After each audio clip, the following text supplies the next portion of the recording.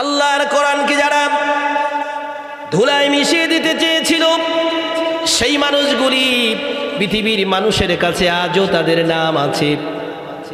সেই নামগুলি মানুষ জানে, কিন্তু ইজ্জতের সাথে মানুষের নাম নেয় না, তাদেরকে বেইজ্জতির সাথে নাম নেয়। আর যেই মানুষগুলি বিশ্বনবী মুহাম্মদুর রাসূলুল্লাহ সাল্লাল্লাহু আলাইহি ওয়াসাল্লামের উপরে নাজিলকৃত কোরআনুল কারীমকে যারা মহব্বত করেছে, বুকে যারা জড়িয়ে ধরেছে, বারবার কোরআনের আয়াতকে যারা চুমু খেয়েছে, তাদের নামটা আজকে মানুষ সম্মানের সাথে চোখের পানি ফেলে ফেলে নেয়। আমি জিজ্ঞেস করতে চাই আমার ভাইরা, সেই কোরআনুল কারীমের তাফসীর হবে, সেই কোরআনুল কারীমের জান্নাতের বাগান যারা বসিয়েছে, আল্লাহ তাআলা এই প্রথম বার্ষিক মাহফিলকে যতদিন আপনারা বাজবেন ততদিন পর্যন্ত তাফসীর কোরআনুল কারীমের মাহফিল চলবে না বন্ধ হবে? পিছনের যুবক ভাইরা বলো, চলবে না বন্ধ হবে? এই কোরআন মানুষকে সঠিক রাস্তা দেখায়, এই কোরআন মানুষকে জান্নাতে নিয়ে যায়, এই কোরআন মানুষকে পাপ মুক্ত করে, এই কোরআন মানুষকে জান্নাতের সার্টিফিকেট দিয়ে দেয়। কোরআন যারা মহাব্বত করে, কোরআন যারা ভালোবাসে, কোরআন যারা মানে, কোরআন দিয়ে যারা জীবন চালাতে চায়, আল্লাহ তাআলা বলেন তোমাদের সকল দায়িত্ব আমি আল্লাহ রব্বুল আলামিন নিয়ে নিলাম। ও আমার বান্দা, ও আমার বান্দি, যারা আমার কোরআনকে মহাব্বত করে, আল্লাহর কোরআন, আমার কোরআন দিয়ে যারা জীবনকে সাজাও, হতে পারে তোমার শেষ রাতে উঠে একটু চোখের পানি পড়তে পারে, হতে পারে তোমার ঘুম কম হতে পারে, হতে পারে কোরআনের জন্য তোমাকে অনেকক্ষণ অপেক্ষা করতে হতে পারে, কোরআন মানতে গিয়ে বাতিলের হাতে হতে পারে তোমাকে রক্তাক্ত হয়ে যেতে পারে, হতে পারে আল্লাহর কোরআনকে বিশ্বময় বিজয় করার লক্ষ্যে কোরআন বিজয়ের আন্দোলন করতে গিয়ে শেষ পর্যন্ত তোমার গর্দানটা দিয়ে দিতে হতে পারে। বান্দা, তুমি তোমার গর্দানটা কোরআনের জন্য দিয়ে দাও, আমি আল্লাহ রব্বুল আলামিন তোমার পাশে আছি।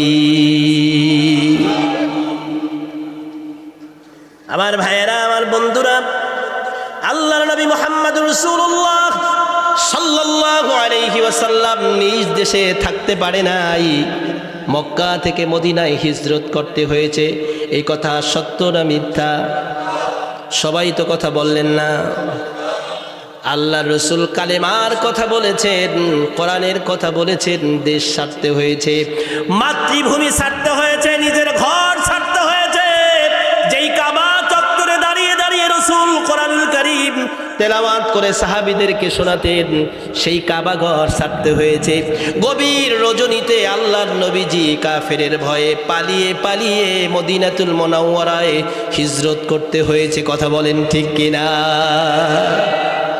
আল্লাহ রসুলকে বলছেন যে মোহাম্মদ, তুমি তো আব্দুল্লাহর ছেলে মোহাম্মদ, তোমার তো বাবাও নাই মাও নাই, তো তুমি এরকম পাগলামি কেন তুমি এলাকায় করো? বলছে যে আমি তো পাগলামি করি না। আমি আপনাদেরকে জিজ্ঞেস করতে চাই, রসুল কি জীবনে কোনোদিন পাগলামি করেছেন? আমি কি আপনাদেরকে আমার কথা বোঝাতে পেরেছি? আমার ভাষা কি বোঝা যায়? আমি কি নড়িয়ার ভাষায় কথা বলছি না? আমার বন্ধুরা, বিশ্বনবী মুহাম্মদ রাসূলুল্লাহ সাল্লাল্লাহু আলাইহি সাল্লামকে বলছেন তুমি পাগল। কোরআনুল কারীম সাক্ষী। আল্লাহ বলছেন মা সাহিবুকুম বিমাজনুন। কাফেররা বলেছে তুমি পাগল, আল্লাহ বলেছেন মা সাহিবুকুম বিমাজনুন। তোমরা যারা আমার রাসূলকে পাগল বলো, আমার রাসূল পাগল না, তোমরা পাগল। সুবহানাল্লাহ বলো। 40 বছর পর্যন্ত নাম ছিল তার আল আমিন। কয় বছর? সবাই সমাজের নেতা মানলো বিশ্বনবীকে, বলল তোমার নাম সাদিক, তোমার নাম আল আমিন। 40 বছর পরে হেরা গুহায় যখন আল্লাহ রসুল এই কোরআন পেয়ে গেলেন, কোরআন শরীফ নাই আশেপাশে, এই কোরআন রসুল পেয়ে গেলেন। কোরআন পাওয়ার পরে রসুল বললেন আমি আল্লাহ ছাড়া আর আল্লাহর কালেমা ছাড়া, আল্লাহর কোরআন ছাড়া, আল্লাহর নির্দেশ ছাড়া আমি কোনো কিছুই বলি না। যা কিছু বলি ইউহা ইলাইয়া আন্নামা ইলাহুকুম ইলাহুন ওয়াহিদ, আল্লাহর পক্ষ থেকে যা নাজিল হয় তাই আমি বলি। আমি বানিয়ে একটা কথাও বলি না, আমি মিথ্যাবাদী না। আল্লাহ যা আমাকে বলতে বলেন তাই আমি বলি। জোরে বলুন সুবহানাল্লাহ। আমি আপনাদেরকে জিজ্ঞেস করতে চাই, 40 বছর যেই লোকটা পাগল বলল, মাতাল বলল, তাকে প্রস্তাব দিয়ে দিল যে যাও আবদুল্লাহর ছেলে মোহাম্মদকে যায় বলো, সে যদি এই আরবের সবচাইতে বড় বিল্ডিংটা চায়। আপনারা মক্কাতুল মোকাররমায় উমরায় অথবা হজে গিয়েছেন কারা কারা, একটু হাত দেখি। মক্কায় গিয়েছেন, হাজি হয়েছেন, মাশাআল্লাহ, আলহামদুলিল্লাহ। মক্কার পাশে কিন্তু একটা ঘড়ি আছে, বড় টাওয়ার আছে, এটা দেখেছেন? বলছে এরকম ওই সময় তো এরকম ছিল না। বলছে যদি বড় বড় টাওয়ার, বড় বড় বিল্ডিং মোহাম্মদকে দেওয়া লাগে, তাকে প্রস্তাব দাও, আমরা তাকে জগৎ বিখ্যাত টাওয়ার বানিয়ে দিব, বড় বিল্ডিং চাইলে বড় বিল্ডিং দিব। নাম্বার 1, সে যদি রাজনীতি করতে গিয়া এদেশের প্রধানমন্ত্রী হতে চায়, তাও আমরা তাকে দিয়ে দিব। নাম্বার 3, সে যদি এই আরবের মধ্যে সুন্দরী কোনো নারীকে যদি বিয়ে করতে চায়, তাও আমরা তাকে দিয়ে দিব। কিন্তু তারপরে যেন সে না বলে যে এক আল্লাহর দাসত্ব আর গোলামি করতে হবে, এক আল্লাহর দিকে যেন সে যেন আহ্বান না করে, তোমরা তাকে বুঝাও। এই 3টা জিনিস তাকে দেওয়া হবে। ক্ষমতা দেওয়া হবে, সুন্দর বাড়িঘর দেওয়া হবে, সুন্দর নারী দেওয়া হবে। বিশ্বনবীর কাছে প্রস্তাব আসলো, কোরআনের তাফসীর থেকে বলছি।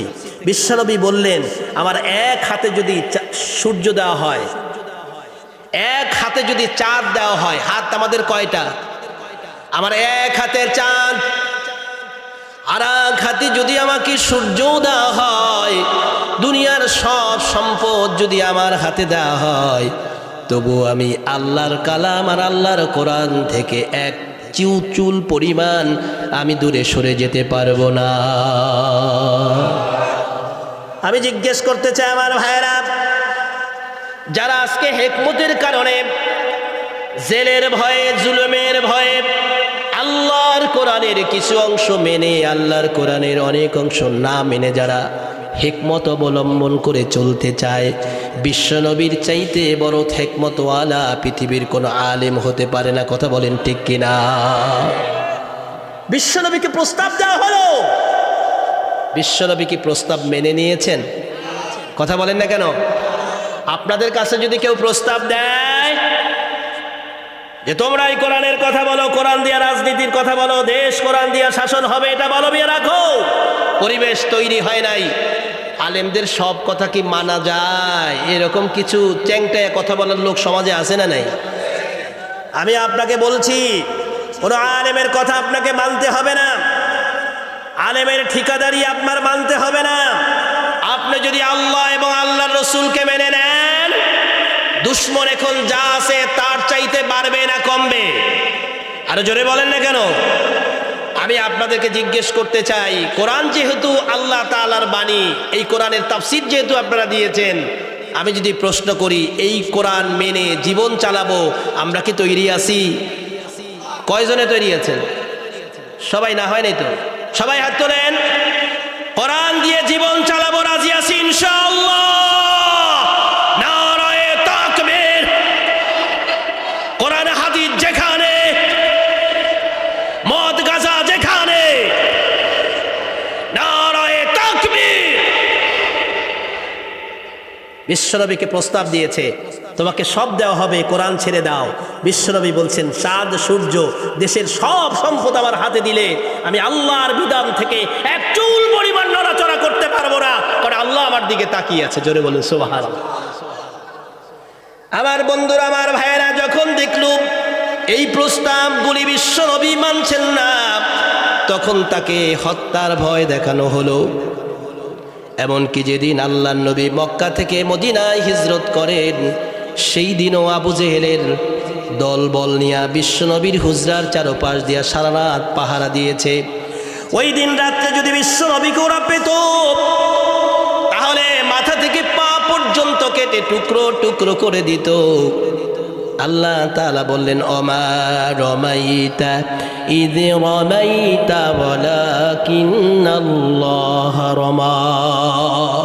বিশ্বনবী, আপনার হুজরার থেকে আপনি বের হয়ে যান, ওরা কিন্তু চারদিক থেকে আপনাকে ঘেরাও করে ফেলেছে, আপনাকে পেলে ওরা টুকরো টুকরো করে ফেলবে, কারণ জানে আপনার জীবন দিবেন তো আমি আল্লাহর কোরআনকে আপনি কখনোই অসম্মান হতে দিবেন না।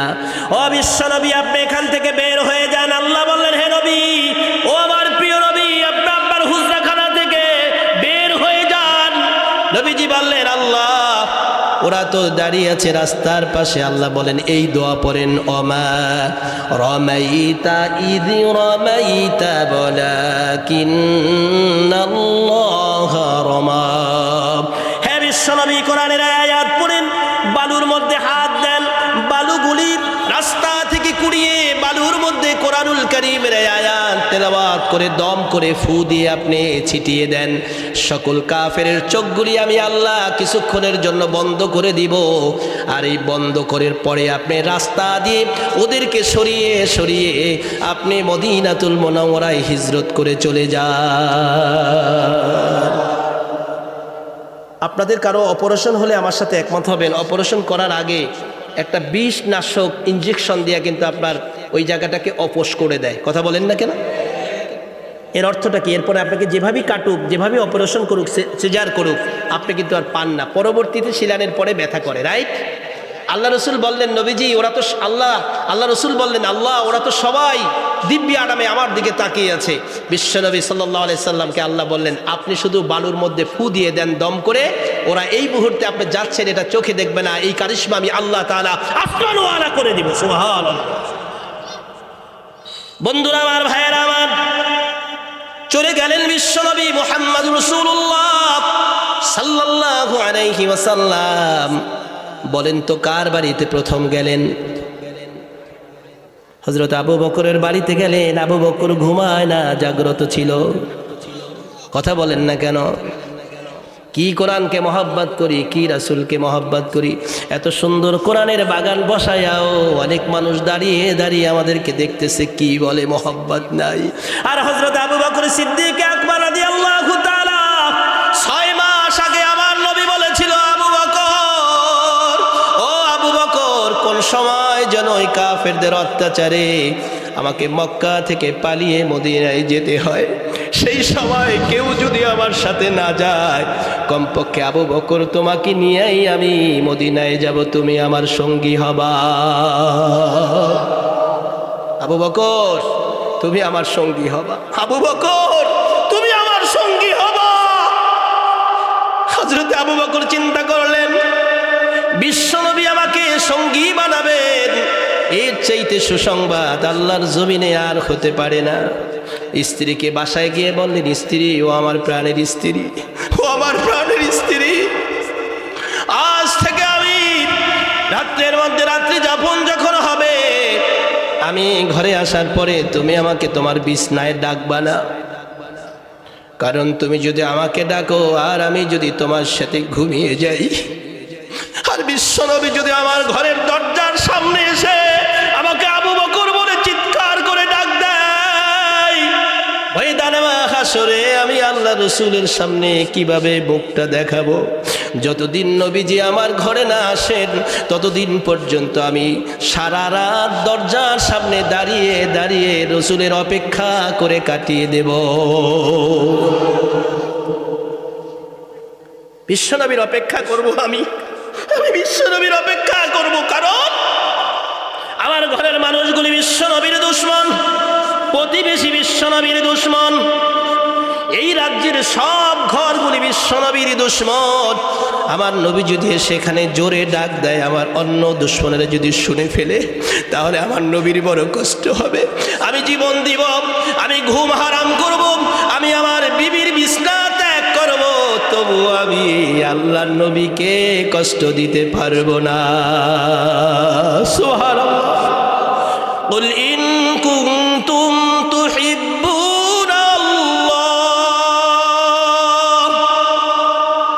ফাত্তাবিউনি ইউহিব্বুকুমুল্লাহ ওয়া ইয়াগফির লাকুম যুনুবাকুম ওয়াল্লাহু গফুরুর রহিম।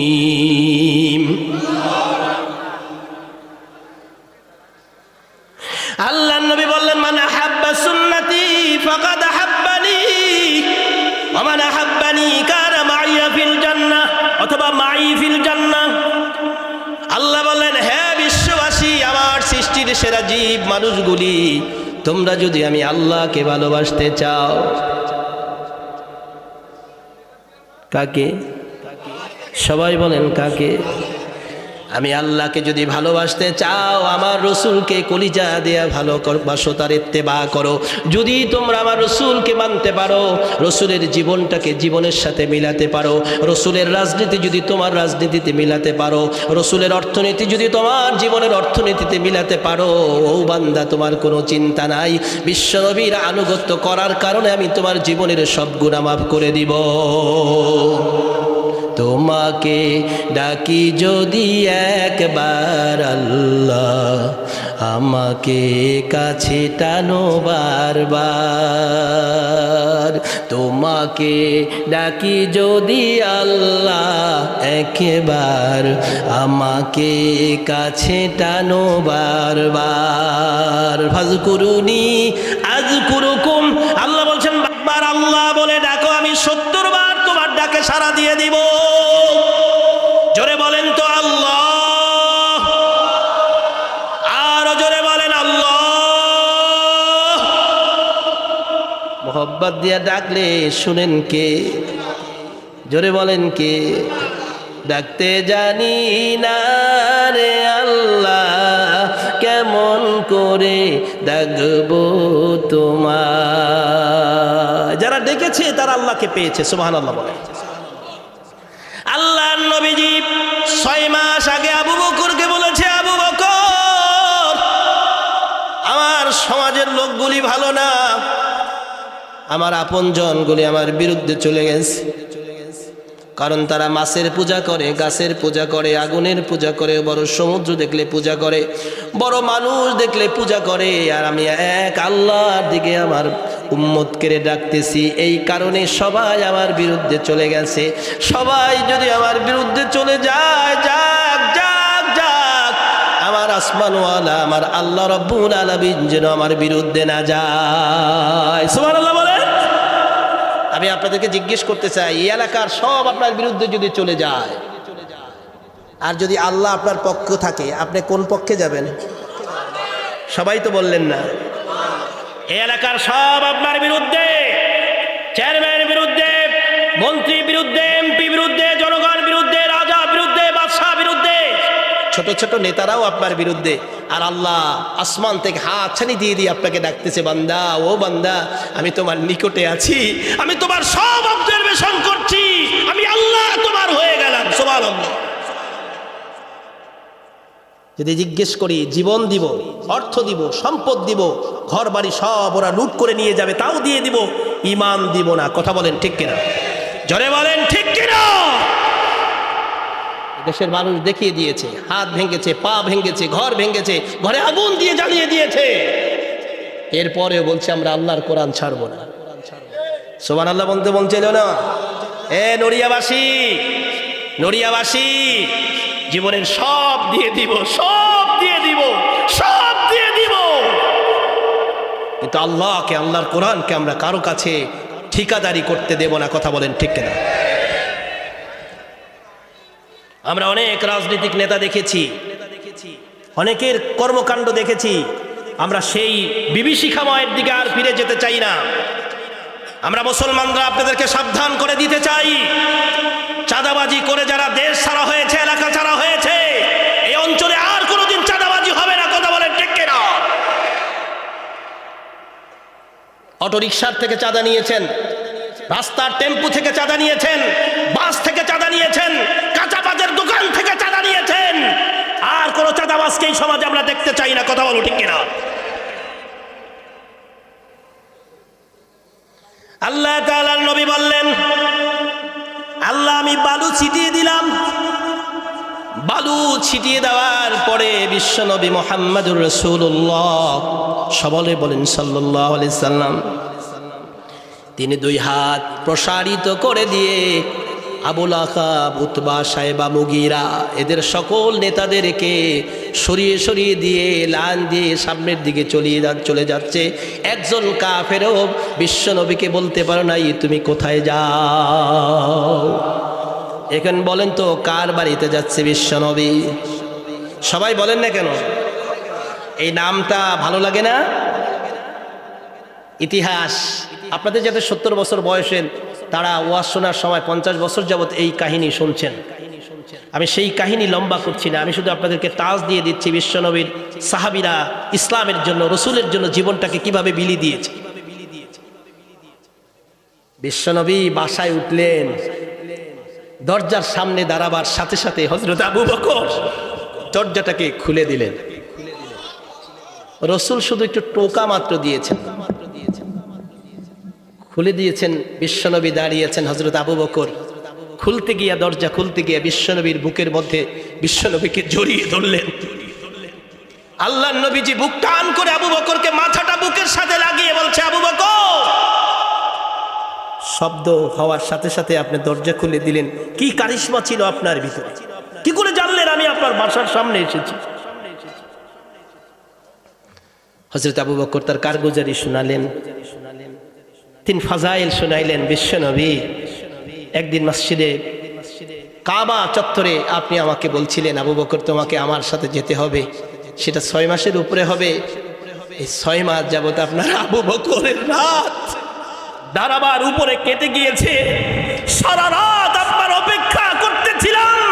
এই 6 মাসের মধ্যে এক রাত আপনার আবু বকরের চোখ লাগে নাই, ঘুমাসে নাই। বিশ্বনবী সুবহানাল্লাহ বলেন। কি উম্মত হলাম বলেন তো দেখি, কি উম্মত? নাম কে অস্তে উম্মত, বিশ্বনবীর উম্মত।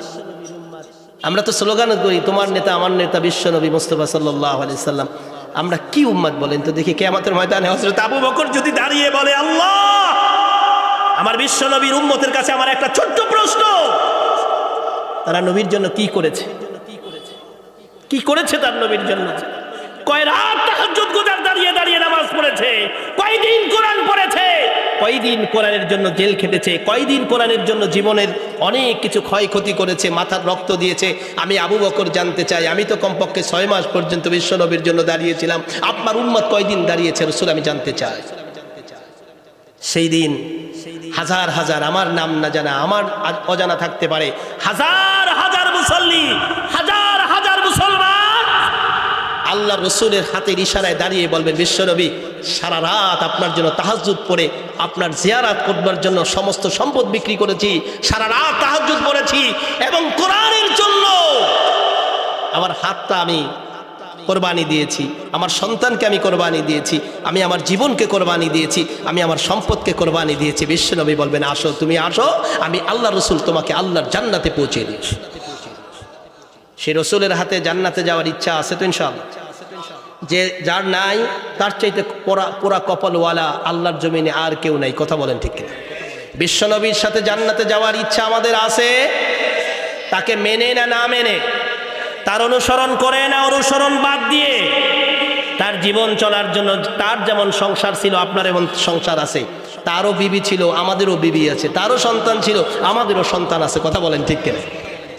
কি আচরণ বিবিদের সাথে করেছে, আর আমরা কি আচরণ করি বিবিদের সাথে? আম্মা জান আয়েশা রাদিয়াল্লাহু তাআলা হাদিসের মধ্যে বর্ণনা করেন যে বিশ্বনবী এমন আমার স্বামী ছিল, আমি যেখান দিয়ে গোস্তের টুকরাটা খেতাম, ওই গোস্তের টুকরাটা দস্তরখানে রেখে দিলে আবার বিশ্বনবী ওই টুকরাটা মুখের মধ্যে চিবিয়ে চিবিয়ে বিশ্বনবী খেয়ে নিতেন।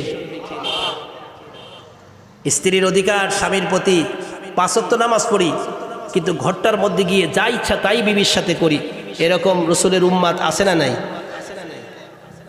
মসজিদে গেলে মনে হয় যে ওনার চাইতে উনি মনে হয় জান্নাত থেকে এখন পালাই আসলো। এত বড় মুসল্লি, ঘরের স্ত্রীর সাথে আপনার যা মন চায় তাই আচরণ করেন, এরকম স্বামী দুনিয়াতে আছে না নাই? সবাই তো বললেন না, নুরিয়াতে মনে হয় নাই। এরকম স্বামী কি আছে? তারই নামাজ দেখি হবে। বিশ্বনবীর সাথে আপনি জীবন মিলাবেন, আমরা মৌলবীরা জীবন মিলাবো। বিশ্বনবীর জীবনের পরতে পরতে আমার জীবন আপনার জীবন মিলে গেলেই বিশ্বনবীর হাতে আল্লাহর জান্নাতের চাবি উম্মতকে দিয়ে দিবে, জান্নাতের দরজা খুলে দিবে, আল্লাহ রসুলের উম্মতকে জান্নাতে পৌঁছে দিয়ে আসবে।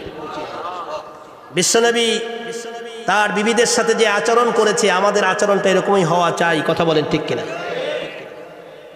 খবরদার, কোনো অবস্থাতেই যেন এরকম না শুনি বিবির সাথে খারাপ আচরণ করেছেন, তাহলে আপনার নামাজ রোজা দিয়ে আর কাজ হবে না। বিশ্বনবী বাড়ির চাকরের সাথে কি আচরণ করেছেন, আমরা আমাদের চাকরের সাথে কি আচরণ করি? আল্লাহ রসুলের চাকর ছিলেন আনাস রাদিয়াল্লাহু তাআলা হযরত আনাস রাদিয়াল্লাহু তাআলা একবার বলেন, বিশ্বনবী আমাকে বলছেন, আনাস আমি এখন সালাত আদায় করব, তুমি আমার জুব্বাটা নিয়ে আসো আমার হুজরাখানা থেকে। হযরত আনাস তখন ছোট মানুষ, বিশ্বনবীর জুব্বা আনতে গেছেন। রাস্তায় বের হয়ে দেখেন যে ছোট ছোট ছেলেরা খেলাধুলা করতেছে, উনি রাস্তায় দাঁড়িয়ে খেলা দেখতেছে। ঘন্টার পর ঘন্টা চলে যায়। বিশ্বনবী বলল যে আনাস কি ভুলে গেল? বিশ্বনবী মসজিদে নববী থেকে বের হয়ে বললেন, দেখি আমার আনাস কোথায় আছে, আমার জুব্বা আনতে গেলে হারাই গেল কিনা। যায় দেখে হযরত আনাস ছোট ছোট ছেলেরা খেলাধুলা করে তার পাশে দাঁড়িয়ে খেলা দেখতেছে। বিশ্বনবী গিয়ে ধমক দিলেন না, বিশ্বনবী পিছন থেকে আনাসের কাঁধটা ধরে বললেন, আনাস খেলা দেখতেছো, আমি তোমাকে না একটা কাজে দিছিলাম। হযরত আনাস রাদিয়াল্লাহু তাআলা বিশ্বনবীর চেহারার দিকে তাকায় দেখেন, আল্লাহ রাসূল আমি ভুল করেছি। আনাস কোনো সমস্যা নাই, কোনো সমস্যা নাই, তোমাকে মনে করিয়ে দেওয়ার জন্য আনছি। আর আমরা হলে আগে 5টা 10টা ঘুষি কিল দিয়া, বকা 5টা 7টা বকা দিয়া, তারপরে বলতাম যে চাকরের বাচ্চা, চাকর তুই গেছিলি কোথায়? কথা বলেন না কেন? হযরত আনাস হাদিসের মধ্যে বর্ণনা করেন, পরবর্তীতে আল্লাহ রাসূলের শানে বলেন যে বিশ্বনবী যে আমার কাঁধের মধ্যে হাত দিয়েছিলেন, আজও পর্যন্ত বিশ্বনবীর হাতের ওই সোয়াব, ওই মুআমালাত মুআশারাত আজও পর্যন্ত আমার 2 নাকের মধ্যে ঘেরা আসে। সুবহানাল্লাহ। আজকে আমাদের সমাজে বাড়ির চাকরের সাথে কি আচরণ করি আমরা বলে? এরপরও বলি বিশ্বনবীর আমি উম্মাত। কেমন উম্মাত? অনেক খাঁটি উম্মাত। বন্ধুরা আমার, ভাইয়েরা আমার, আল্লাহর নবী মুহাম্মদ রাসূলুল্লাহ সাল্লাল্লাহু আলাইহি সাল্লাম ব্যবসা করেছেন। কাঁচা বাজারের ভাইয়েরা যারা আছেন, এখানে কেউ আছেন কাঁচা বাজারের ব্যবসা করেন? কাঁচা বাজারের কে আছেন দেখি? এখানে কাঁচা বাজারে ব্যবসা করেন, যদি হাত তুলেন তো দেখি দু একজন। মাশাআল্লাহ, আলহামদুলিল্লাহ, আপনাকে ম্যানি থ্যাঙ্কস। ওয়াজ দিয়া নিজেরা শুনতেছেন, আলহামদুলিল্লাহ। অনেক জায়গায় ওয়াজে যাই, কর্তৃপক্ষ নাই, তো হুজুরে বলেন হুজুর যেন দোয়া করে চলে যায়। ওয়াজ করবো আমি, দোয়া করবো আমি, এরা কেউ থাকবে না, এই দোয়া দিয়ে হবেটা কি বলেন তো দেখি? কিন্তু কাঁচা বাজারের এই মাহফিল সার্থক। আমার বন্ধুরা এই কাঁচা বাজারে আসে। বিশ্বনবী প্রথম ব্যবসা করেছেন একজন নারীর সাথে। সুবহানাল্লাহ বলেন। কার সাথে বলেন তো? সে কোরআনে বলছেন ওয়াহাল্লাল্লাহুল বাইআ ওয়া হাররামার রিবা। আমি গাড়িতে আসতেছিলাম আর আমার বাবারে বলতেছিলাম, বাবা সুদ আল্লাহ হারাম করেছে, ব্যবসাকে আল্লাহ হালাল করেছে। সুবহানাল্লাহ বলে।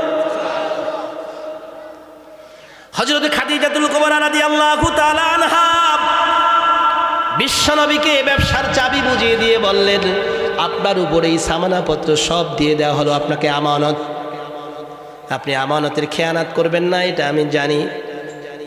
কয়েকটা পাথরের ট্রিপ দেওয়ার সাথে সাথে আগের 5 বছরের যেই লাভ 1 মাসের মধ্যে সেই লাভ আল্লাহ রসুল করে ফেললে।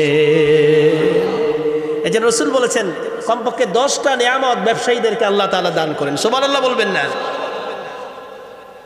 ব্যবসা এমন জিনিস। বিশ্বনবী আমানতের খেয়ানত করেন নাই, যার জন্য তার ব্যবসায় আল্লাহ উন্নত দিয়েছেন।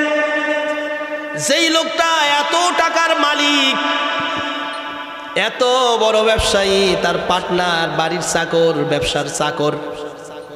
আল্লাহ রসুলের আখলাক, তার মুআমালাত, তার মুআশারাত, তোর চরিত্র, তার আচরণ দেখে আম্মাজান খাদিজাতুল কুবরা বিশ্বনবীর জন্য পাগল হয়ে গেলেন। সুবহানাল্লাহ। আমার নবীজির সোয়া যেখানে লেগেছে, আমার নবীজির আসর যেখানে লেগেছে, আমার বিশ্বনবীর সোয়া যেখানে লেগেছে, সেটাই সুন্দরে সুন্দর না, শুধু জান্নাতের টুকরায় পরিণত হয়েছে। বিশ্বনবী যার গায়ে হাত দিয়েছেন, মৃত্যুর আগ পর্যন্ত সে বলছে ওই জায়গাটার কাছ থেকে আমি জান্নাতের ঘ্রাণ পাই। সুবহানাল্লাহ বলে। বিশ্বনবী একজন সাহাবী, একজন ইহুদিকে হাত কাটার পরে এরকম করে বিশ্বনবী নিজের মুখের থুথু দিয়ে লাগায় দিলেন। ওই ইহুদি পরবর্তীতে মুসলমান হয়ে যায়, বলছিলেন যে বিশ্বনবীর মুখের থুথু দিয়া যে ব্যান্ডেজ করে আমার হাত লাগিয়ে দিয়েছে, কাটা হাত, ওই হাতের যেই শক্তি পাই, আমার মনে হয় ওর চাইতে বেশি শক্তি আর কোনো হাতে পাই না। বিশ্বনবী তখনও ছোট, বিশ্বনবী মুহাম্মদ রাসূলুল্লাহ সাল্লাল্লাহু আলাইহি সাল্লাম তখনও ছোট। খাদিজাতুল কুবরা রাদিয়াল্লাহু তাআলা আনহা তার চাচতো ভাইকে নিয়ে, ওরাকা বিন নফলকে নিয়ে বিশ্বনবীর বাড়িতে গিয়েছেন। বিশ্বনবী ওরাকা বিন নফল গিয়েছে বিশ্বনবীর ঘরের দরজার সামনে, যায় বলছে আমিনা ঘরে আছেন? বলছে আসি। যে আপনার একটা ছেলে আছে? বলছে আছে, ছেলে আছে। তা আমি শুনলাম আপনার ছেলে নাকি অসুস্থ। বলছে হ্যাঁ অসুস্থ। বলছে আপনি কিভাবে জানলেন? কয়েকজন আমাকে খবর দিয়েছে যে বিশ্বনবী মুহাম্মদ সাল্লাল্লাহু আলাইহি সাল্লামের চোখ উঠেছে, এই চোখের মধ্যে ময়লা, সে চোখ দিয়ে তাকাতে পারে না। আম্মাজান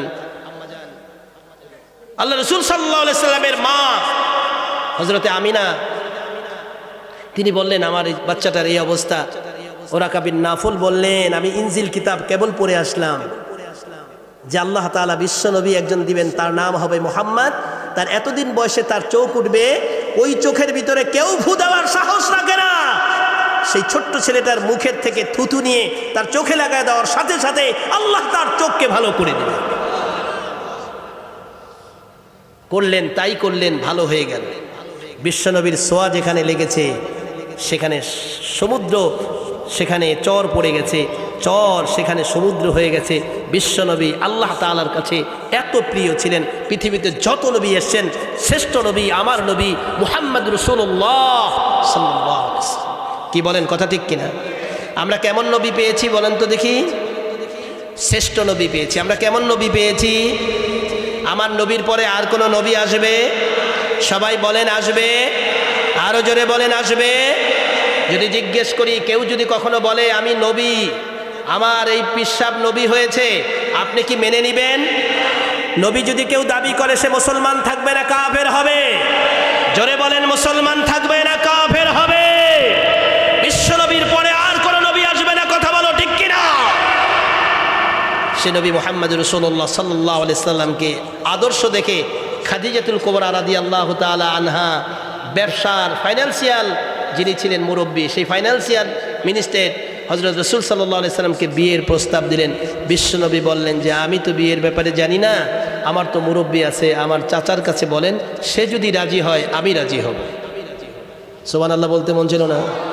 আমি জিজ্ঞেস করি, এই ওয়াজ আপনারা সারা জীবন শুনেছেন, আমি শুধু আপনাদেরকে টাচ দিচ্ছি। বিশ্বনবীর চাইতে আম্মাজান খাদিজা বয়সে বড় ছিলেন না ছোট ছিলেন? আরো জোরে বলেন, বড় না ছোট? বিশ্বনবী প্রস্তাব দিয়েছে না মেয়ের পক্ষ থেকে প্রস্তাব দিয়েছে? মেয়ের পক্ষে থেকে প্রস্তাব দেওয়া সুন্নাত। আমাদের দেশে অনেক আছে না, আমরা তো অনেকেই আছি, বলতে পারি না যে বাবা তোমার কাছে আমার মেয়ে বিয়ে দিন, বলতে পারি না, লজ্জা লাগে। কি বলে বলুন? বিশ্বনবী মুহাম্মদ সাল্লাল্লাহু আলাইহি সাল্লামকে বিয়ের প্রস্তাব দিয়েছে। তার চাচা আবু তালিব বললেন যে তোমার অবস্থা ভালো না, তার অবস্থা অনেক ভালো, আমি অনুমতি দিলাম, তুমি তাকে বিয়ে করে নাও। ব্যবসায়িক পার্টনারকে বিয়ে করেছে। কেমন পার্টনার? আমানতদার পার্টনার, কোনোদিন ওজনে কম দেন নাই। সুবহানাল্লাহ বলবেন না? কোরআনে ওজনে কম দেওয়া ব্যাপারে, বেশি দেওয়ার ব্যাপারে কোরআনে আসছে ওয়াইলুল লিল মুতাফফিফিন আল্লাযীনা ইযা ইক্তালু আলান নাসি ইস্তাওফুন। তুমি নেওয়ার সময় বেশি নিবা, দেওয়ার সময় কম দিবা, এটার চাইতে বড় বদমাশ, এটার চাইতে বড় খারাপ আর নাই। যেমন মাপ দিয়ে আনবা তেমন মাপ দিয়া দিবা।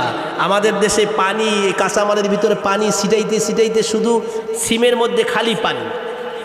মাপ দিতে গিয়ে দেখা যায় 1 কেজি দিছে, হইল মনে করেন 800 গ্রাম। তো কিরে ভাই 800 গ্রাম কেন? যে ওইটা আমি তো কম দিই নাই, পানি মনে হয় বেশি পড়ে গেছে। আমি আপনাকে জিজ্ঞেস করতে চাই, আমি কাঁচা বাজারে যেহেতু এসেছি, আমি কাঁচা বাজারের কথাই বললাম। আপনারা এটা এই কি জানি ঘড়িসার না, ঘড়িসার কাঁচা বাজারে এরকমটি হয় না। আপনি বলবেন ভাই আমার এই জিনিস শুকনা, আপনাকে কেজিতে 5 টাকা বেশি দিতে হবে, দেখবেন বরকত দিবেন কে। আর আপনি বলবেন আমি কিন্তু পানি দিয়েছি ভাই, এটা কিন্তু পানি আছে এর মধ্যে, 200 গ্রাম কম হতে পারে, আপনি কিছু মনে কিছু করবেন না। আপনার ব্যবসা কত % হালাল? সবাই বলেন না কেন, কত % হালাল? আপনি শুধু সিম বিক্রি করে খান, আমি কথা আজকে বলে যাচ্ছি, কোনোদিন আসি আর না আসি, আপনি হালাল ভাবে পেঁপে আর সিম বিক্রি করে খান, 5 বছর পরে আমার খবর নিয়েন, ওই হালাল ব্যবসার মধ্যে আল্লাহ এত বরকত দিবে যা আপনি কল্পনাও করতে পারবেন না। কথা বলেন ঠিক কিনা? হারামে আরাম, কথা বলেন না কেন? হারামে আরাম, হালালে আছে আরাম। কিসে আছে আরাম? সবাই বলেন কিসে আরাম? হালালে আরাম, হারামে আরাম। আর আপনার পালাটা ঠিক মতো করে যেটা আছে সেটা করে নেবেন। যদি কাউকে কম দিতে হয় আপনি বলবেন ভাই আমি কিন্তু এটা না জেনে, আমার কাছে যেই বাটখারা আছে এটাই আমার বাটখারা, এটা আমি বানাই না, এটা সরকার বানাইছে, আপনি নেন, এতটুকুই পাবেন। আপনার কথা আপনি বলে দিবেন।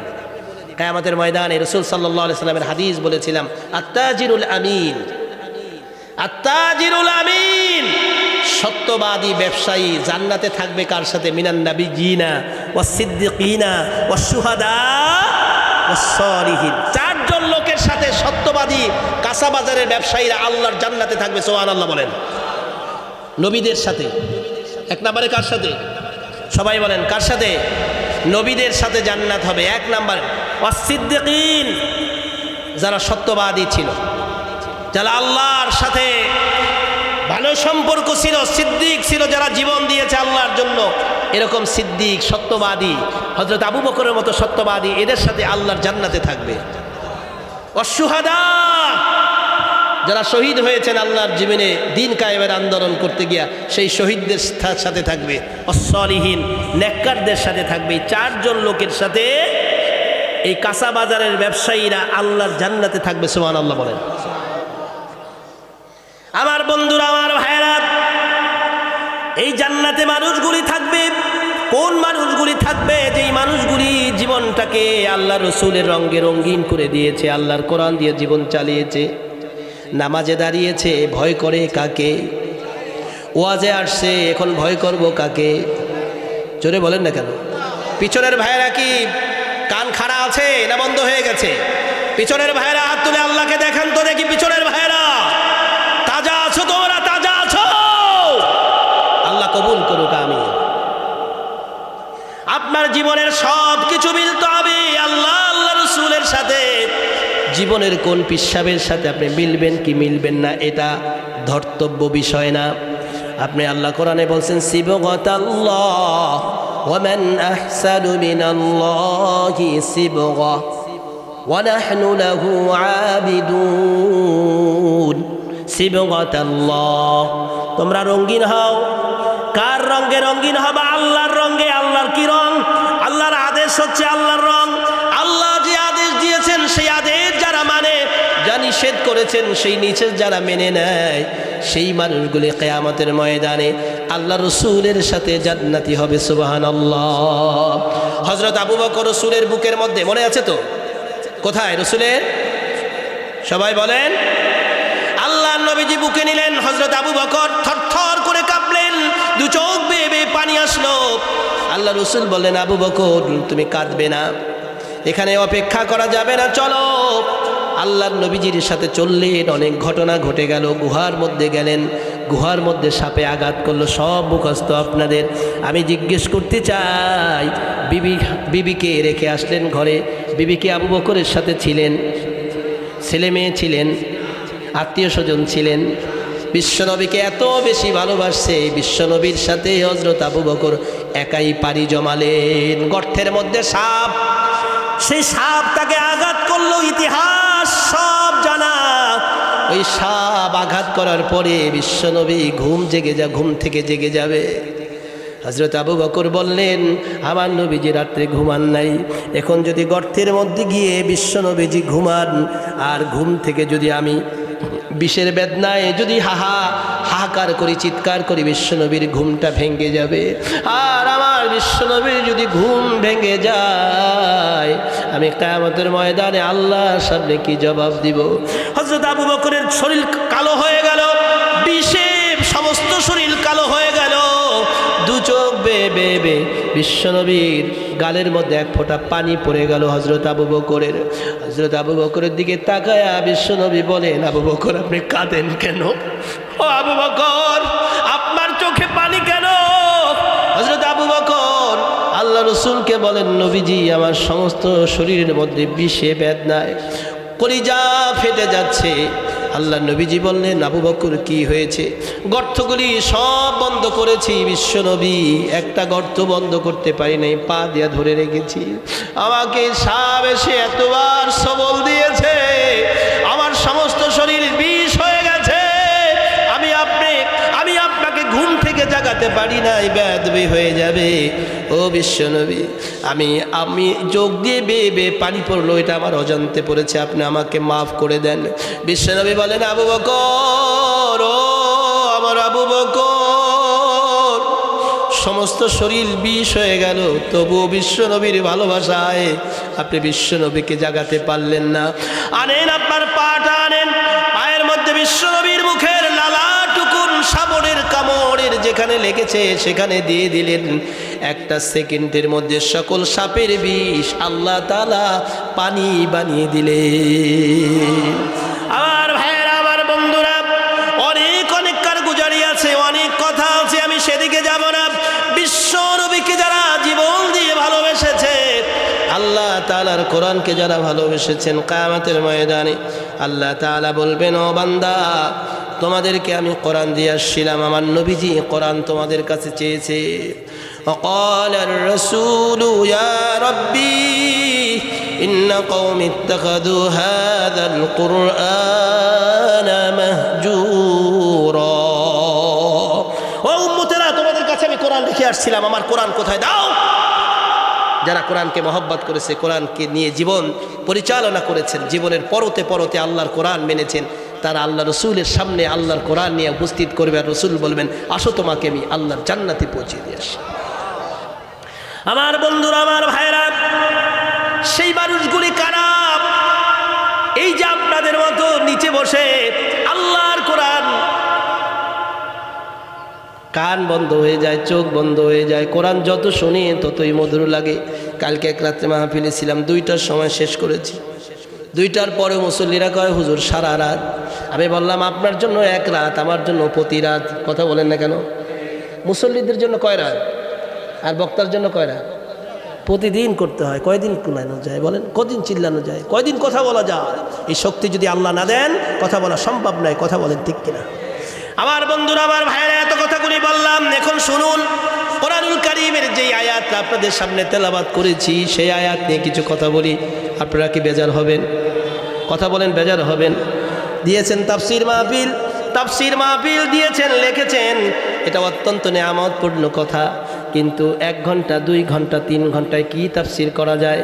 আল্লাহর কোরআনের এত ব্যাখ্যা, এত বিশ্লেষণ। আল্লাহ বলছেন কোরআনুল কারীমের, দুনিয়ার সব কালি যদি, পানি যদি কালি হয়ে যায়, সমুদ্রের পানি যদি কালি হয়ে যায়, আর সব গাছগুলি যদি কলম হয়ে যায়, আল্লাহ তাআলার প্রশংসা যদি লিখতেই থাকে, আল্লাহর গুণ কীর্তন যদি লিখতেই থাকে, দুনিয়ার সকল সমুদ্রের পানি একদিন শেষ হয়ে যাবে, গাছগুলি কলম ভেঙে শেষ হয়ে যাবে, তবু আমার আল্লাহ তাআলার গুণ বলে শেষ করা যাবে না। সুবহানাল্লাহ। সে আল্লাহ তাআলা ব্যবসায়ীদেরকে বলছে, ও ব্যবসায়ী, ও আমার মুমিন বান্দারা, তোমরা শোনো, জালেমেরা শুনবে না। আল্লাহর কোরআনের কথা শুনবো, জালেমরা না মুমিনরা?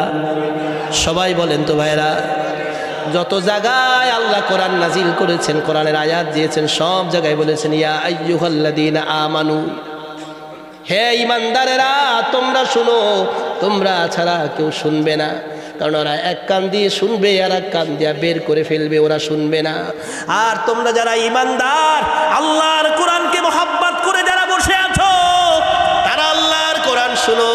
যদি ঈমান নিয়ে কবরে যেতে হয়, কোরআন ছাড়া কোনো বিকল্প নাই। বিশ্বনবী বলেছেন, মানুষ যখন ইন্তেকাল করবে, মানুষের মাথার সামনে কোরআন তেলাওয়াতের ফজিলতগুলি থাকবে, কোরআন মানার ফজিলত থাকবে। যখন প্রশ্ন করতে আসবে, কোরআন বলবো। সারা জীবন ওই কবরওয়ালা সারা জীবন কোরআনের পক্ষে ছিল, সারা জীবন বিশ্বনবীর পক্ষে ছিল। তাকে ঘুমাতে দাও কবরে, তাকে জাগ্রত করিও না, তাকে ঘুমাতে দাও কিয়ামতের আগে। এই লোকটাকে আর ঘুম থেকে জাগ্রত করা যাবে না। আল্লাহ মুমিনদেরকে বললেন, ব্যবসায়ীদেরকে বললেন, ইয়া আইয়ুহাল্লাযীনা আমানু হাল আদুল্লুকুম আলা তিজারাতিন তুনজিকুম মিন আযাবিন আলীম। বলেন আল্লাহু আকবার। হে ঈমানদারেরা, তোমরা শুনো, তোমাদেরকে আমি এমন একটা ব্যবসা দিব, কাঁচা বাজারে, গরিশার বাজারে, পুরান বাজারে, এমন একটা ব্যবসার কথা তোমাদেরকে আমি বলবো, যেই ব্যবসা তুমি করতে গেলে, এই ব্যবসা যদি তুমি করতে চাও, তোমার পুঁজি লাগবে 4টা। যদি এই ব্যবসা তুমি করতে চাও পুঁজি লাগবে কয়টা? সবাই বলেন, আরো জোরে বলেন। সেই ব্যবসা যদি তুমি করতে পারো তোমার জন্য জান্নাত ওয়াজিব, সুবহানাল্লাহ বলেন। আর তোমার জীবনের সব গুনাহ মাফ। বান্দা এখন আল্লাহকে বলেন, আল্লাহ কি সেই ব্যবসা, কি সেই পুঁজি? আল্লাহ কোরআনুল কারীমের মধ্যে বলেন, ইয়া আইয়ুহাল্লাযীনা আমানু হাল আদুল্লুকুম আলা তিজারা, তোমার এমন একটা ব্যবসা দিব যেই ব্যবসা তুমি করলে পরে তুনজিকুম মিন আযাবিন আলীম, জাহান্নামের আগুন থেকে আল্লাহ তোমাকে মুক্ত করে দিবে। সুবহানাল্লাহ। ব্যবসার কথা বলেছেন কে? আরো জোরে বলেন কে? এই ব্যবসা রাসূলের সুন্নাহ ছিল, সমস্ত নবীদের সুন্নাহ ছিল ব্যবসা। সেই ব্যবসায়ীর ব্যাপারে আল্লাহ তাআলা বললেন, তোমাকে আমি এমন একটা ব্যবসা দিব যেই ব্যবসা করতে পারলেই তুমি জাহান্নামের আগুন থেকে নাজাত পাবা। সুবহানাল্লাহ বলেন। এমন ব্যবসা করতে চায় না এমন কোনো পাগল আছে বলেন? যেই ব্যবসা আল্লাহ করতে বলেছেন সেই ব্যবসা করলে পরে জাহান্নামের আগুন থেকে মুক্তি, এরকম ব্যবসা আমাদের দরকার আছে না নাই? এ কাঁচা বাজারের ভাইয়েরা, এরকম ব্যবসার দরকার আছে না নাই? এখন বলেন, কোরআনের আয়াত বলতেছে ব্যবসাটা কি? ব্যবসা হচ্ছে তিজারাতিন তুনজিকুম মিন আযাবিন আলীম, যেই ব্যবসা তোমাকে জাহান্নামের আগুন থেকে মুক্ত দিবে সেই ব্যবসা হচ্ছে তুমিনুনা বিল্লাহ। সুবহানাল্লাহ বলেন। আমার কথা কি বোঝা যাচ্ছে? এই পিছনের ভাইরা বুঝতেছেন? আপনাদের এইটা একটু স্পেসটা কম হয়ে গেছে। আগামী দিনের মাহফিল হবে কাঁচা বাজার উদ্যোগে বিশাল এক চটিয়ান ময়দানে, ইনশাআল্লাহ বলেন। যদি এটা না থাকে তাহলে পরে এটাকে আরো প্রসারিত করে দিবেন, লম্বা করে দিবেন। এই মাহফিল শুরু হয়েছে, কিয়ামত পর্যন্ত চলবে। জোরে বলেন ঠিক কিনা? ইনশাআল্লাহ বলেন ইনশাআল্লাহ। এমন এক ব্যবসা আল্লাহ দিলেন যেই ব্যবসা করলেই পরে জাহান্নামের আগুন থেকে মুক্তি পাওয়া যাবে। পৃথিবীর এমন কোন ব্যবসায়ী আছে এই ব্যবসা করতে চায় না? কথা বলেন ঠিক কিনা? এখন লোকজন বলো যে তুমি যে ব্যবসা করবা, কাঁচা বাজারে ঘড়িসার বাজারে যে ব্যবসা করবা, এই ব্যবসায় পুঁজি লাগবে 4টা। কয়টা? এই 4টা কথা বলে আমি আজকের মোনাজাতে চলে যাব। আপনারা যদি নিরিবিলি একটু শুনেন তাহলে কোরআনের কথা বলবো। লিখছে তাফসির মাহফিল, আমি একটু যদি তাফসির না করি তাহলে কেমন হয়? এই ব্যবসার পুঁজি লাগবে কয়টা? এই সবাই কথা বললে তো এরকম আওয়াজ হওয়ার কথা না। জোরে বলেন কয়টা? 1 নাম্বার তুমিনুনা বিল্লাহ, ঈমান আনবো কার উপরে? দেখা না দেখা, চক্ষু বন্ধ করে আমরা ঈমান আনছি কার উপরে? আল্লাহ এক, অদ্বিতীয়, তার কোনো শরীক নাই, তিনি হচ্ছেন আমার আল্লাহ। জোরে বলুন সুবহানাল্লাহ। তুমিনুনা বিল্লাহ, বিনা শর্তে আল্লাহর উপর ঈমান আনা, কোনো বিকল্প চলবে না, কোনো কারণ চলবে না। বিনা কারণে আমার রবকে ও রাসূলিহি, এবং রসুলের উপর ঈমান আনা। আল্লাহর পরেই রসুল। তা আল্লাহর উপর যারা ঈমান আনতে যায়, আমি আপনাদেরকে ভাই এখানে কথা একটু না বললে ভালো হয়। প্রিয় ভাই, এই ভাই, এই ব্যবসায়ী, এই পেপের ব্যবসায়ী, তুমিনুনা বিল্লাহ, কি শর্ত দেখেন? তোমরা আর কারো উপরে ভরসা করতে পারবা না, ঈমান আনতে পারবা না, তোমার রিজিকের মালিক এটা বলতে পারবা না, তোমার বউরে খাওয়াই এটা বলতে পারবা না। শুধু বলবা একথা, দুনিয়ায় যা কিছু হয় হবে, যা কিছু হচ্ছে সব কিছু হচ্ছে আসমানওয়ালা আল্লাহর পক্ষ থেকে হচ্ছে, এই ঈমান আনো। জোরে বলুন সুবহানাল্লাহ। আমার চালান কম, আমার চালান কম, আমি ব্যবসা পারুম না, আমাকে 5 লাখ টাকা সুদের না করতে হবে না। আপনি 5,000 টাকা দিয়ে শুরু করেন, 5,000 টাকা দিয়ে শুরু করে দেন, আল্লাহর উপর ভরসা রাখেন, শেষ রাতে তাহাজ্জুদে কাঁদেন। আপনার 5,000 টাকার ব্যবসায় আল্লাহ তাআলা আপনার ঘরটাকে নূর দ্বারা ভরে দিবে। কথা বলেন ঠিক কিনা? এই বিশ্বাস কি আমাদের আছে? এটার নাম হচ্ছে তুমিনুনা বিল্লাহ। আমরা ঈমান আনবো, বিশ্বাস করবো একমাত্র আমার রবকে। আমাদের দেশে কিছু কথা আছে, এটা বলা দরকার আবার বলা দরকারও না, তারপরও বলি। আমরা কিন্তু অনেক সময় চিন্তা করি, এক ভাই আর এক ভাইকে বলে, ভাই আপনার কারণে আমি ব্যবসা করে লাভবান হইলাম। কি হয়েছে ভাই? মানে ওই কথাটা বলতে পারে না, ওই যে সুদে টাকা আনছিল 10,000, খালি তারই সালাম দেওয়ার কাজে, আপনার টাকার কারণে ভাই আমি ব্যবসায়ী হয়েছি। আমি জিজ্ঞেস করতে চাই, বিশ্বনবী ব্যবসা শুরু করলেন টাকা পয়সা দিয়ে না টাকা পয়সা ছাড়া? কথা বলেন না কেন? তার কোনো পুঁজি ছিল? প্রয়োজন হলে আমি কুলিগিরি করব। এই বাজারে আমি বস্তা টেনে তারপরে ইনকাম করে বিকালবেলা আমি পেঁপে নিয়ে বসবো, তারপরে একটা টাকা আমি কারো কাছ থেকে সুদে আনবো না। এর নাম মুসলমান। কথা বলো ঠিক কিনা? আফাতুমিনুনা বিবাদিল কিতাব, তুমি কিতাবের এক অংশ মানবা আর এক অংশ মৌলবী সব মানবো? এর নাম ঈমানদার না। তুমিনুনা বিল্লাহ, ঈমান আনবা কার উপরে? ওয়া রাসূলিহি, রাসূলের উপরে। ওয়া তুজাহিদুনা ফি সাবিলিল্লাহি বিআমওয়ালিকুম ওয়া আনফুসিকুম। বান্দা, আল্লাহ আল্লাহ রাসূলের উপর ঈমান আনলে এখন তোমার কাজ কি? এরপর কাজ হচ্ছে তোমার জীবন, তোমার মরণ, তোমার যা কিছু আছে সব কিছু তুমি অফ করে দিবা কার নামে? জোরে বলেন, কার নামে? এই জীবনটা দিয়েছেন কে?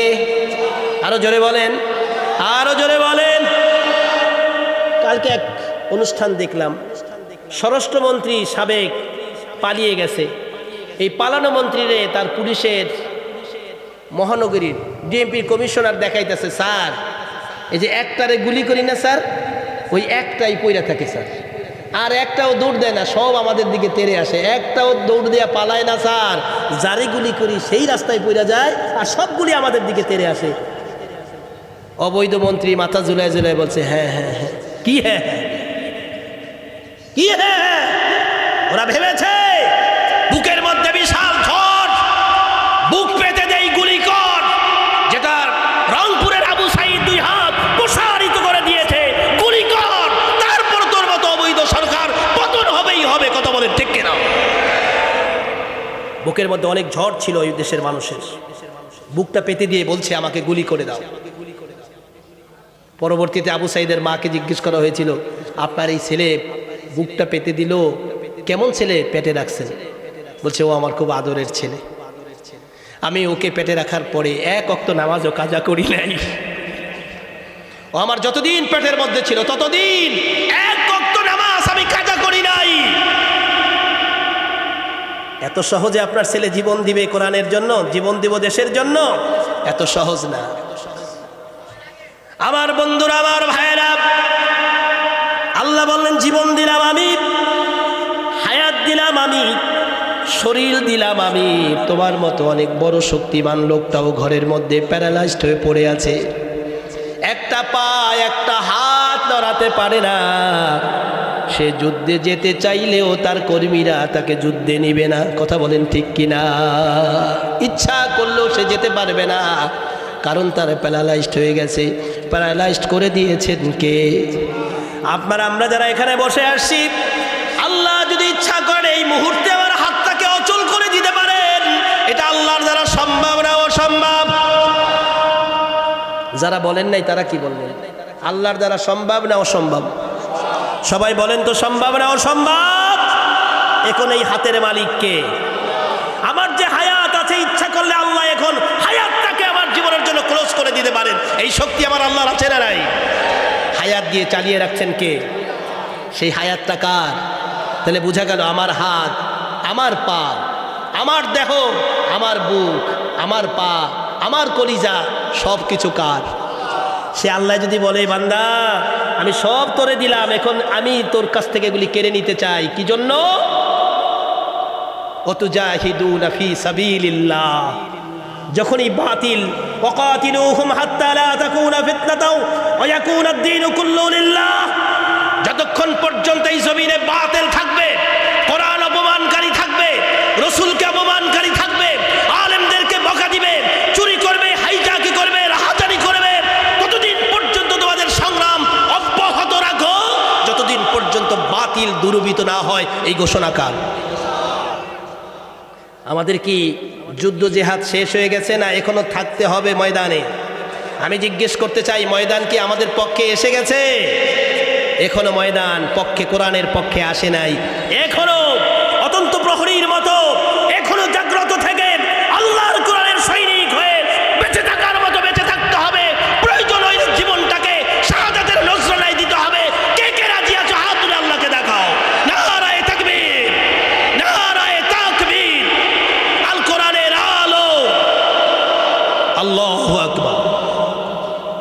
এরপর আল্লাহ বলেন বিআমওয়ালিকুম ওয়া আনফুসিকুম, বিআমওয়ালিকুম, তোমার যে ধন আছে, তোমার যে সম্পদ আছে, এই সম্পদের একমাত্র মালিক জোরে বলেন কে?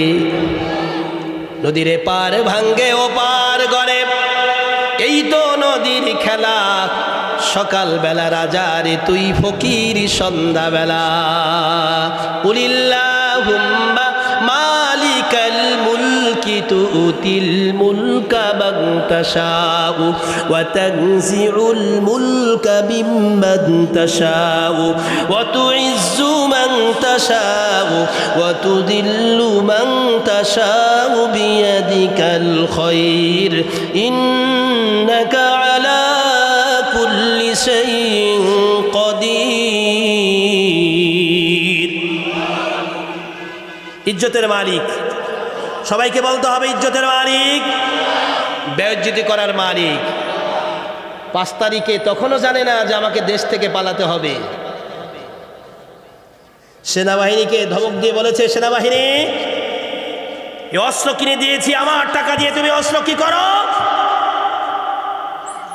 ধমক দেওয়ার পরও বলছে, স্যার আমার দ্বারা জনগণকে ঠেকায় রাখা সম্ভব নয়, হয় পালান, না হলে কিন্তু আপনার অস্তিত্ব বিলীন হয়ে যাবে।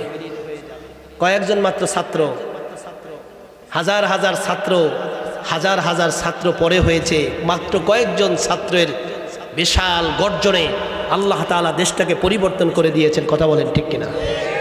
এখন বলেন তো দেখি, এখন বলেন তো দেখি ইজ্জতের মালিক কে? আপনাকে কেউ চেয়েছিলেন আমাদের প্রধানমন্ত্রী পালিয়ে যাও? এটাকে কেউ চেয়েছিলাম? আমরা কেউ চাইনি। আমরা চেয়েছি উনি থাকুক, দেশের মানুষ দেশে থাকবে, কেন তিনি বিদেশ যাবেন? আমরা সবাই চেয়েছিলাম দেশের